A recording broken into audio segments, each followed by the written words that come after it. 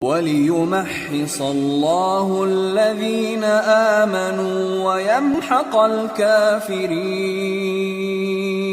أَمْ حَسِبْتُمْ أَن تَدْخُلُوا الْجَنَّةَ وَلَمَّا يَعْلَمِ اللَّهُ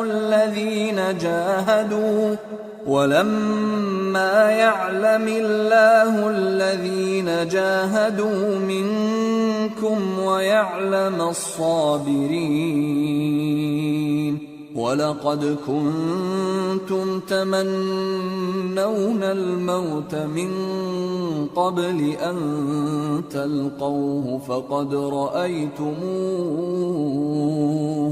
فقد رأيتموه وأنتم تنظرون। और ये भी मकसूद था कि अल्लाह ईमान वालों को पाक साफ बना दे और काफिरों को नाबूद कर दे। क्या तुम ये समझते हो कि बेआजमाइश बहिश्त में जा दाखिल होगे? हालांकि अभी अल्लाह ने तुम में से जिहाद करने वालों को तो अच्छी तरह मालूम किया ही नहीं। और यह भी मकसूद है कि वो साबित कदम रहने वालों को मालूम करे।